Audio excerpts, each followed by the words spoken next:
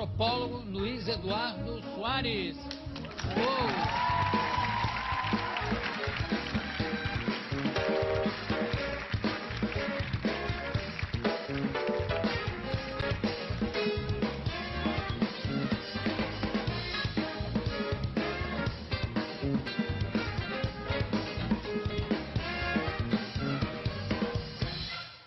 Luiz Eduardo, a gente já conversou, inclusive, via link com Nova York. Verdade, exatamente. O que estava acontecendo com você naquela época que você teve que ir para os Estados Unidos? Eu tive uns problemas com setores da polícia do Rio de Janeiro, hoje conhecidos como milicianos, e eu era subsecretário de Segurança, depois me tornei coordenador de Segurança, Justiça e Cidadania do Estado do Rio de Janeiro. Nós começamos a implementar algumas reformas, um combate duro contra a violência policial e a corrupção policial. E aí você pode imaginar, as reações acabaram se multiplicando e não houve apoio político suficiente. E eu vivi uma situação que, infelizmente, 10, 11 anos depois, se repete agora, claro que com outras características, com o meu amigo, o deputado estadual Marcelo Freixo, no Rio de Janeiro. Não sei se você soube, ou se os nossos amigos aqui estão acompanhando, mas ele está saindo do Brasil, provisoriamente, felizmente por pouco tempo, mas porque se agravaram as denúncias. Hoje, na primeira página do Globo, há uma informação muito assustadora sobre as ameaças que ele tem sofrido. E nós, todos amigos dele, os eleitores dele e os admiradores dele estão muito preocupados. De novo, o problema da luta contra a corrupção policial, a brutalidade policial e as consequências, o preço que a gente paga por isso. Mas hoje em dia, a situação no Rio de Janeiro está melhor do que estava na sua época? Eu acho que sim, Jô. Tudo no Rio de Janeiro está melhor, o clima, o astral, no Brasil de uma maneira geral, né? Acho que há um clima, uma atmosfera de otimismo, de esperança, uma iniciativa como a UPP, que abre, né, novas possibilidades. Mas dizem que dá realmente resultado, que deu resultado. Claro, nós tínhamos feito algumas experiências do mesmo tipo, sempre com sucesso, porque quando você trata as comunidades mais pobres, como você trata os bairros mais ricos, oferecendo serviço policial 24 horas, com respeito, com educação, com treinamento adequado, os resultados aparecem. Evidente que a coisa... Agora, há também os lados ruins que permanecem, né, Jô? Eu mencionei o Marcelo Freixo justamente para fazer essa referência ao que, entretanto, a despeito de tantos esforços da sociedade do Rio, dos vários governos, apesar de tudo, e de setores policiais que estão lutando também contra a corrupção e a brutalidade, apesar disso tudo, as coisas continuam. Para você ter uma ideia, Jô, de 2003 a 2010, 8.708 pessoas foram mortas por ações policiais no estado do Rio de Janeiro. Mais de 1.000 por ano. E eu não preciso dizer a classe social e a cor da pele de quase todos eles. A juíza Patrícia Scioli foi assassinada recentemente. Ela é uma lutadora contra esse processo. E como é que está esse caso especificamente? Felizmente, foi bem conduzido. Os indiciados, acusados, estão presos. Um tinha sido comandante do batalhão no qual, junto ao qual trabalhava juiz, o batalhão de São Gonçalo. Imagina, o coronel responsável pela polícia na área que estava sob a responsabilidade judicial da doutora Patrícia. Esse coronel teria, segundo as acusações, organizado o assassinato, mobilizando seus subalternos, os outros policiais. Eles estão todos presos. Não, é uma coisa de uma brutalidade que parece coisas de Chicago nos anos 30, exatamente. Noite de São Valentim. Ou parece o Rio de Janeiro de anteontem. O Rio de Janeiro da minha época, quando eu tive que sair do Brasil. Quer dizer, esses são os aspectos que continuam. Mas se você me permite, eu trouxe 2 livros. Um deles você não conhece. Esse aqui é um livro para você. Pois é. Eu vi esse livro aqui na produção.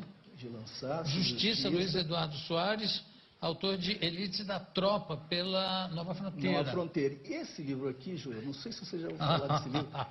As Desganadas. Esse eu já ouvi. Parabéns pelo lançamento. Obrigado. Eu trouxe aqui, bom, meu genro querido faz aniversário hoje, ia ser muito bacana. As Desganadas. Né? Gabriel, pai de Manuel, meu neto, que tem 40 dias, então... Bacana, né? Como é o nome? Presente de aniversário com a dedicatória do Como jogo. é o nome? Gabriel. Gabriel. Tá aqui. Genro querido merece essa... Tem um amigo meu que disse assim, as Desganadas eu espero que logo se transforme em As Esgotadas. Tá bom. Mas aquelas filas do seu lançamento, rapaz, Não, que eu fiquei inveja, realmente boa inveja, comovido. mas é impressionante, porque horas e horas naquela procissão. Puxa Olha aí. vida, olha. Eu Tá me aí, lembro que querido, aconteceu obrigado. com o Zueni Ventura, quando ele lançou Cidade Partida, também aquela verdadeira consagração. Imagina, eu Obrigado. que te agradeço, Ju. Também. Você assinou para mim ou não? Claro, imagina. Veja lá, hein? Evidente. Senão eu te mando para Nova York. Você sabe que, bom, tem duas pessoas aqui, a Juliana e o Alexandre, que moram no Rio de Janeiro. Vocês sentem uma mudança em relação à violência diminuir no Rio de Janeiro? Algum de vocês já foi Nunca fui assaltado? assaltado no Rio, não. Hein? Nunca fui assaltado no Rio. Não, eu E- também Juliana nunca também. fui assaltada, mas eu tenho muito medo de morar no Rio, eu dirijo à noite com muito medo.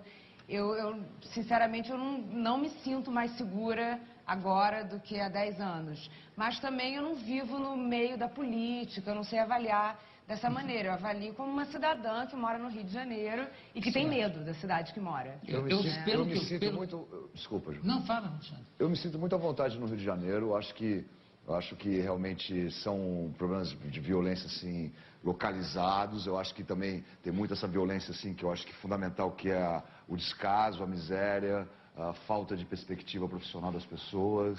E eu acho que cada vez o Brasil também está melhorando, as coisas estão, né, economicamente melhorando. Eu acho que é fundamental para as Olimpíadas, para a Copa, as melhores que estão sendo implantadas e o PAC, enfim, coisas Então, mas acho que realmente também é uma coisa assim que fica um pouco estigmatizado, assim, sabe? Hoje eu tive, por exemplo, semana passada eu tive no Morro do Vidigal fazendo um recital de poesias, pessoas ali no Nós no Morro, culturalmente necessitando também da cultura, da informação e não serem marginalizadas e um estigma assim pesado. E eu acho que a violência é uma coisa geral no Brasil inteiro, cidades mais ou menos, enfim. Então eu fico assim um pouco, eu fico muito tranquilo no Rio.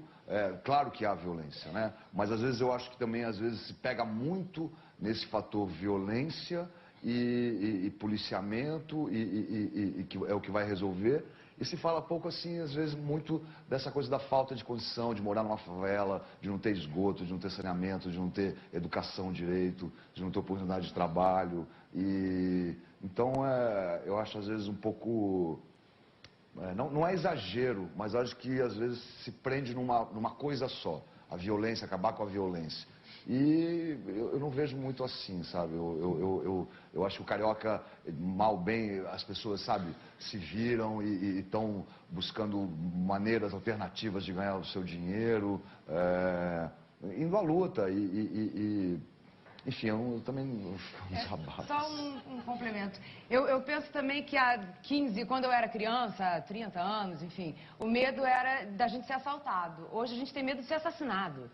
Entendeu? É outro nível de violência, né? Mudou o assalto para a morte, a bala, o tiro, a queima-roupa, entendeu? É outro nível, não era assim. Então a nossa violência, as armas, o desenvolvimento das armas, dessa indústria e tudo isso, Mas só não só no piora. Rio, né? Não, no Brasil, no mundo, na verdade, Não, no né? mundo, mas sim, uma pessoa...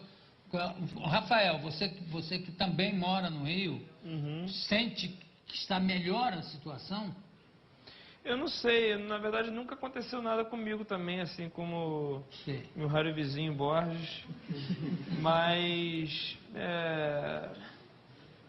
o Rio tem aquilo, né? Tem lugares que são seguros, tem os lugares mais afastados são mais perigosos por natureza. O que eu sinto, o que eu sei, de onde você anda.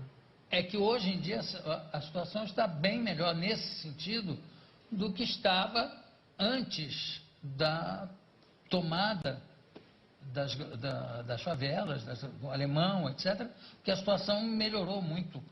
É isso que você acha também? Acho que sim, acho que houve melhora, mas os depoimentos são verdadeiros, são importantes, são legítimos, porque o Rio é uma cidade muito grande, muito diversa, as situações são muito complexas, muito variadas, e nós vamos colher os depoimentos, os testemunhos mais variados, todos eles verdadeiros. A situação é muito grave, Há muita brutalidade, sim. Nós temos problemas policiais gravíssimos, necessitamos de uma refundação das polícias, sim. Mas houve avanços, claro, houve conquistas, houve abertura de novas perspectivas, inclusive na direção do que o Alexandre dizia, mais sensibilidade para as questões sociais, maior compreensão sobre as raízes sociais desses dramas, né? Dos jovens que acabam sendo recrutados para o tráfico. Nós temos de competir com o tráfico oferecendo alternativas. Já há uma compreensão maior e eu acho que, por isso tudo, nós estamos dando alguns passos adiante. Mas o problema é sério, o Marcelo Freixo está com essa dificuldade, está com essas ameaças, reiterando, reproduzindo uma novela que nós vimos há 11 anos, quando eu estive via Nova York com você aqui pela primeira vez, né? Agora, qual é o tipo de ameaça que ele recebe? Nós vamos matar você? O cuidado? É uma coisa bem explícita. Assim? A ameaça mais recente, ele recebeu 7 nessa última semana.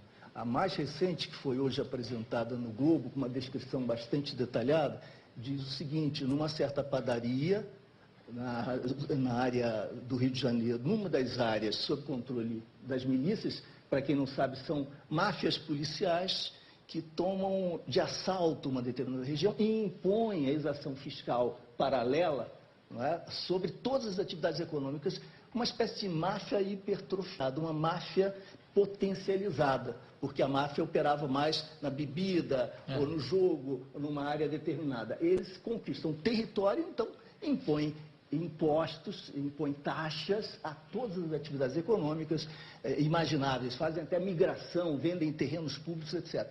Lá eles teriam se encontrado, nessa tal padaria, 30, 40 milicianos, discutindo a morte, o assassinato de Marcelo Freixo por R$400 mil. Havia lideranças milicianas, porque o Marcelo foi presidente da CPI no Rio de Janeiro, na Assembleia Legislativa das Milícias. Ele indiciou mais de 200 milicianos, muitos deles, inclusive deputados, foram presos. Esse é um sinal positivo, né, de avanço. O fato de nós estarmos falando disso tudo também é uma manifestação de que a sociedade não suporta, não aceita mais esse tipo de constrangimento, de chantagem. E muitos ouviram e houve uma confluência de informações para o Disque Denúncia e para a própria Secretaria de Segurança a respeito dessas ameaças, mostrando que elas eram consistentes, e tanto que as autoridades responsáveis estão multiplicando o apoio à segurança. Marcelo anda sempre apoiado. Mas, como dizia o Alexandre, o problema não é do Rio de Janeiro. Eu tenho 2 queridos amigos, Rodney Miranda e o Carlos, Dr. Carlos Eduardo Ribeiro Lemos, juiz criminal no Espírito Santo. Rodney hoje é deputado, foi secretário de Segurança. Nós escrevemos juntos um livro chamado Espírito Santo, sobre o crime organizado no Espírito Santo. E contamos a história do assassinato do juiz Alexandre. O juiz Alexandre foi morto em 2003, em março de 2003, 32, 33 anos, um rapaz jovem, muito capaz, muito competente, dedicado, corajoso, e foi assassinado, segundo todas as denúncias, por um complô composto por um juiz, um juiz e alguns outros representantes do judiciário, um coronel, policiais civis, policiais militares, políticos e grupos das elites locais.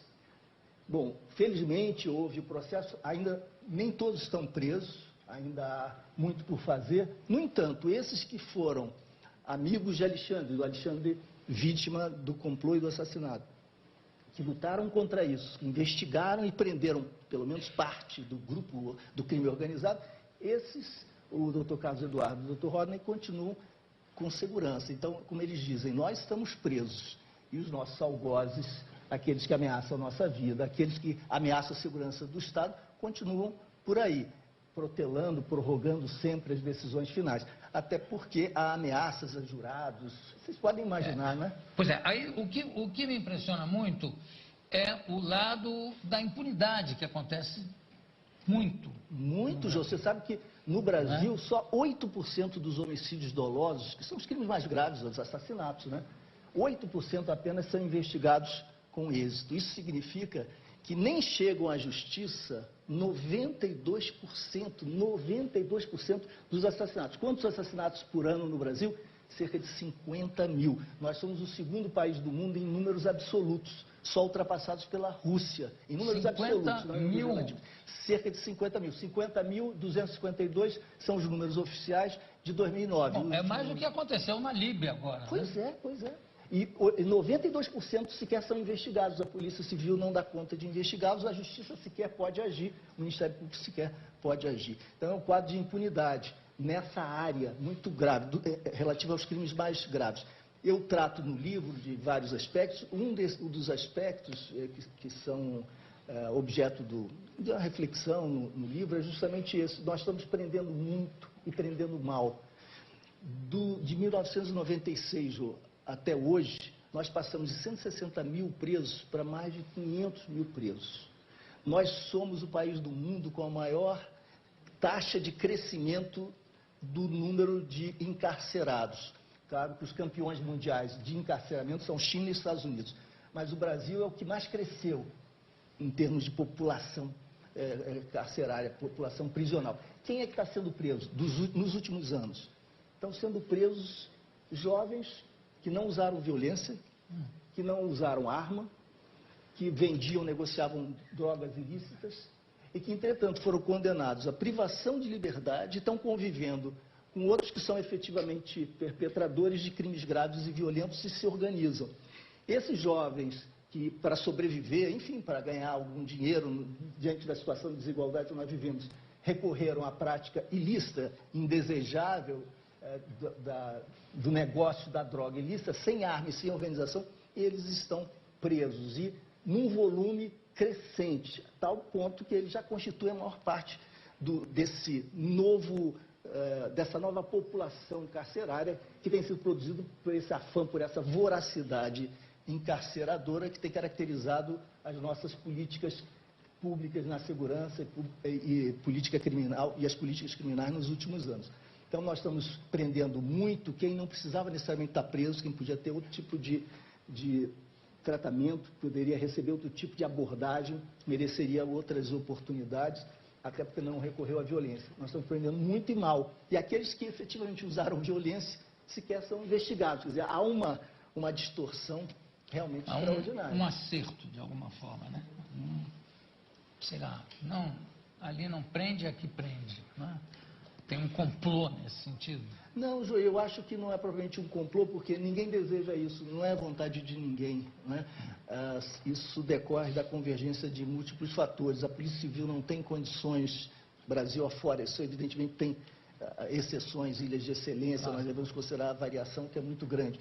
Mas, de uma maneira geral, a Polícia Civil não tem sido capaz, até por conta do número, das precárias condições, da falta de investimento na perícia técnica, Brasil afora, não tem tido condições de investigar os crimes mais graves. E, com isso, a polícia acaba prendendo aquele pequeno criminoso por conta do pequeno ato, aquele que pode ser objeto de uma ação por flagrante, que é capaz de ser, portanto, objeto de uma ação de uma estrutura institucional muito precária.